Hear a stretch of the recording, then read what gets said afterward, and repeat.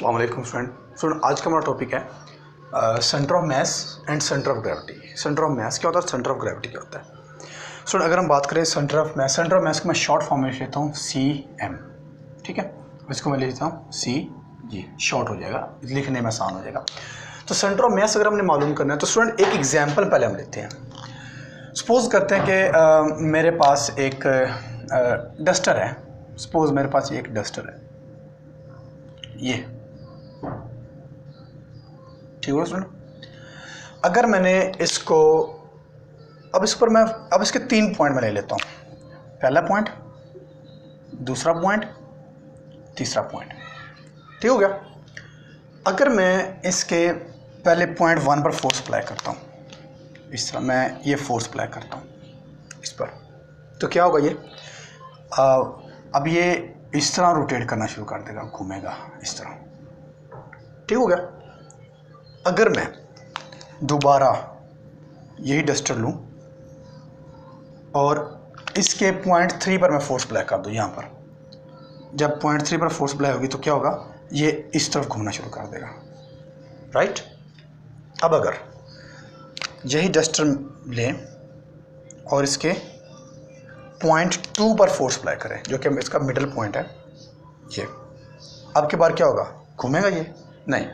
अब क्या होगा, ये स्ट्रेट लाइन में मूव करना शुरू कर देगा इस तरह से, ठीक है। ये फोर्स अप्लाई करते हैं तो ये स्ट्रेट लाइन में मूव करना शुरू कर देगा। क्यों? क्योंकि यहाँ पर जो फोर्स अप्लाई हो रही है वो उसके मिडल पॉइंट पे हो रही है, वो उसके सेंटर पॉइंट पर हो रही है, जिसकी वजह से ये रोटेट नहीं करेगा बल्कि ये फॉरवर्ड डायरेक्शन में स्ट्रेट लाइन में मूव करना शुरू कर देगा। तो सेंटर ऑफ मास हमारे पास क्या होता है, सेंटर ऑफ मास हमारे पास एक ऐसा पॉइंट होता है किसी बॉडी का जिस पर फोर्स अप्लाई करने से वो बॉडी रोटेट ना करे बल्कि सीधा स्ट्रेट लाइन में मूव करना शुरू कर देगा। उस पॉइंट को हम बोलते हैं सेंटर ऑफ मास। तो डेफिनेशन हमारे पास कुछ यूं होगी, the point at which by applying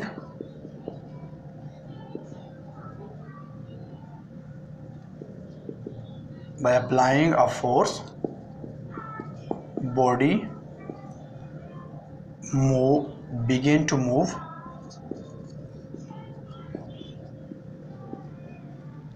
in straight line without rotation, ठीक है। रोटेशन किए बगैर रोटेशन के लाइन स्ट्रेट लाइन में, बॉडी स्ट्रेट लाइन में मूव करना शुरू कर दे, जिस पॉइंट पर फोर्स लगाने की वजह से ये हैपन होता है, उस पॉइंट को हम नाम देते हैं सेंटर ऑफ मास।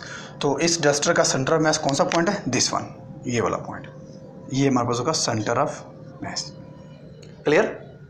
उसके बाद हमारे पास है सेंटर ऑफ ग्रेविटी। तो सेंटर ऑफ ग्रेविटी CG भी क्या होता है, तो सपोज चले सेंटर ऑफ ग्रेविटी हमारे पास, चले मैं पहले एक सपोज कर लेता हूँ कि सपोज करते मेरे पास यही वो एक डस्टर है, मैं इसको कोई भी एक मेरे पास ऑब्जेक्ट है। अब आपको पता है जो ऑब्जेक्ट होते हैं, जितने भी बॉडीज़ होती हैं वो सारी की सारी एटम और मॉलिक्यूल से मिलकर बनी होती हैं। सपोज करते हैं इसके पार्टिकल मैं बना लेता हूँ, एक पार्टिकल, दूसरा पार्टिकल, तीसरा पार्टिकल, चौथा पार्टिकल। सपोज करते हैं मैं ये एक पार्टिकल बना लेता हूँ, ये मेरे पास 3 4 5 पार्टिकल है। अब स्टूडेंट हर पार्टिकल के पर फोर्स अप्लाई होगी ग्रेविटी की, जो कि उसको डाउनवर्ड एक्ट करेगी, यानी कि इस पार्टिकल पर जो फोर्स ग्रेविटी की होगी वो डाउनवर्ड होगी, downward downward downward and downward. तो सब की जो ग्रेविटी होगी, सब पार्टिकल पर जो ग्रेविटी एक्ट करेगी वो डाउनवर्ड डायरेक्शन में एक्ट करेगी, ठीक हो गया।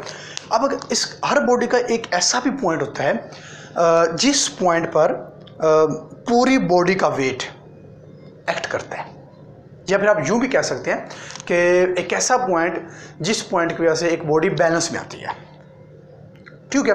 यानी कि एक ऐसा पॉइंट जिस पॉइंट पर जाकर बॉडी का जो वेट होता है वर्टिकली डाउनवर्ड एक्ट करता है, उसको हम बोलते हैं सेंटर ऑफ ग्रेविटी। तो इसकी डेफिनेशन हमारे पास यूं होगी, the point at which whole weight of body act vertically downward, ठीक है स्टूडेंट, उस पॉइंट को हम नाम देते हैं centre of gravity. Her body का सेंटर ऑफ ग्रेविटी या सीजी डिफरेंट पोजीशन पर होता है। ठीक हो गया। इसके लिए हमारे पास कुछ एग्जांपल्स हैं। अगर हम बात करें, मेरे पास एक रेक्टेंगुलर शेप है, ये मेरे पास एक रेक्टेंगुलर शेप है। अब इस रेक्टेंगुलर शेप का जो सेंटर ऑफ ग्रेविटी होगा वो इसके डायगोनल्स के, अगर हम डायगोनल्स इसके ड्रॉ करें, जिस पॉइंट पर इसके डायगोनल्स इंटरसेक्ट करेंगे वो पॉइंट इसका सीजी पॉइंट होगा। सपोज मैं एक ये वाला ड्रॉ कर लेता हूँ, एक ये वाला ड्रॉ कर लेता हूँ। ठीक हो गया। अब किस पॉइंट पर इंटरसेक्ट कर रहे हैं, ये वाला पॉइंट, तो ये वाला पॉइंट इसका होगा सेंटर ऑफ ग्रेविटी। क्लियर। इस तरह हम स्क्वायर का भी मालूम कर सकते हैं, ट्रायंगल का भी मालूम कर सकते हैं, हर उस शेप का मालूम कर सकते हैं जो एक रेगुलर शेप है, जो एक रेगुलर शेप है, यानी कि रेगुलर शेप का हम सेंटर ऑफ ग्रेविटी आसानी से मालूम कर सकते हैं। क्लियर। लेकिन अगर हमारे पास एक ऐसी शेप हो जो इरेगुलर होती है, इरेगुलर मीन जिसकी कोई खास शेप ना हो, जस्ट लाइक एक स्टोन है, ठीक है, रोड के किनारे स्टोन पड़े होते हैं, छोटे छोटे बजरी के पीस पड़े होते हैं, इसको बोलते हैं। वो छोटे स्टोन की शेप होती है ना, वो रेगुलर नहीं होती, वो इरेगुलर होती है, क्योंकि उसकी कोई ख़ास शेप नहीं होती, ना वो ट्रायंगल होती है, ना वो स्क्वायर होती है, ना वो रेक्टेंगल होती है, ना वो क्यूब होती है, कुछ भी शेप उसकी खास नहीं होती। उसको हम बोलते हैं इरेगुलर शेप। अगर हमने इरेगुलर शेप का सेंटर ऑफ ग्रेविटी मालूम करना हो तो उसका क्या मेथड है? रेगुलर का तो हम कर सकते हैं डायगोनल्स ड्रॉ करके एंड सो ऑन। इरेगुलर कैसे करेंगे? तो हम अब इरेगुलर का देखते हैं। तो मैं ये रेज करने लगा हूँ,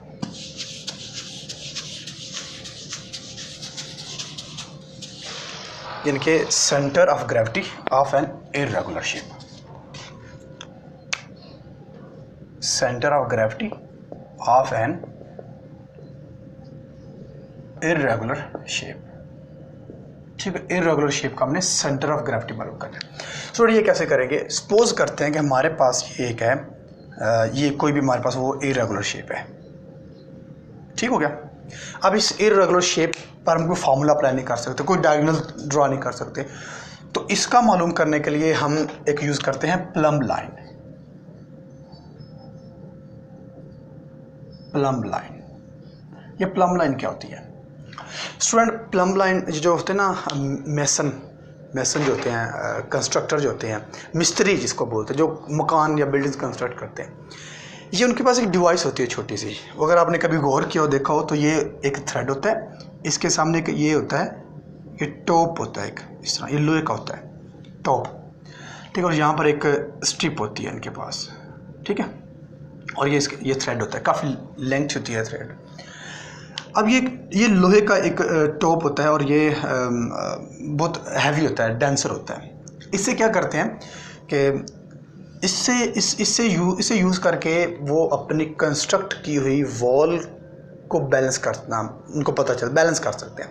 मतलब एक वॉल कंस्ट्रक्ट की है, अब 10 फीट ऊंची हमने वॉल कंस्ट्रक्ट की है, अब उनको आइडिया नहीं हो रहा कि उन्होंने चेक करना है कि क्या ये बैलेंस में सीधी है, तो क्या करते हैं, दीवार के ऊपर बैठ जाते हैं और इस स्ट्रिप को हाथ में पकड़ लेते हैं। सपोज ये वॉल है, तो ये स्ट्रिप होगी, इसके अंदर से वही थ्रेड गुजर रहा है जो कि नीचे टॉप पर जा रहा है, तो ये ऐसे रखते हैं इस तरह से, और इसको इस टॉप को नीचे छोड़ देते हैं। तो ये बार बार इसको अप एंड डाउन करके देखते हैं, जिस पॉइंट पर ये टॉप वॉल के साथ टच होता है, इसका मतलब है वहाँ से वॉल टेढ़ी है, फिर उस वॉल को वहाँ से सीधा करते हैं।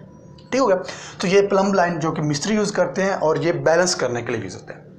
अब इसका use centre of gravity of irregular shape में क्या है? तो स्टूडेंट इस वाले केस में हम ऐसे करते हैं कि ये मेरे पास एक इरेगुलर शेप है, इस प्लम्ब लाइन को यहाँ पर रखते हैं। सपोज करते हैं कि मैं ये प्लम्ब लाइन ये यहाँ पर रख रहा हूँ और ये उसका वही टॉप है। ठीक हो गया। तो जहाँ पर ये तो इस वाले केस में मैं एक ये लाइन ड्रॉ कर लेता हूँ, ये अब ये सीधी नहीं हो रही, बट ये एक लाइन ड्रॉ कर ले इस थ्रेड के अगेंस्ट उस इरेगुलर शेप पर। ठीक हो गया। अब क्या करते हैं कि इसको हम रोटेट करवाते हैं। अब ये क्योंकि मैं रोटेट करवा नहीं सकता, तो सपोज कि इसको मैं रोटेट करवाता हूँ, रोटेट करवाने के बाद मैं एक लाइन ये ड्रॉ कर लेता हूँ। ठीक है, यानी कि प्लम्ब लाइन मैं यहाँ पर रखता हूँ, तो एक लाइन मेरे पास ये हो गई। ठीक हो गया। फिर इस तरह इस साइड पर भी, सॉरी ये लाइन टेढ़ी बन गई, तो इस साइड पर जब करेंगे तो बिल्कुल इसके पॉइंट से इंटरसेक्ट करेगी। फिर एक इस तरह से लाइन ड्रॉ करवा लेंगे, फिर एक इस तरह से, यानी कि डिफरेंट डायरेक्शन में, डिफरेंट पोजीशन पर रखकर हम लाइन ड्रॉ करेंगे। तो जिस पॉइंट पर वो सारी की सारी लाइन इंटरसेक्ट करेंगी उस पॉइंट को हम कह देंगे वो उस इर्रेगुलर शेप का सेंटर ऑफ ग्रेविटी है। क्लियर? तो फ्रेंड इस तरह हम मालूम करते हैं centre of gravity of irregular shape with the help of plum line. ठीक हो स्टूडेंट?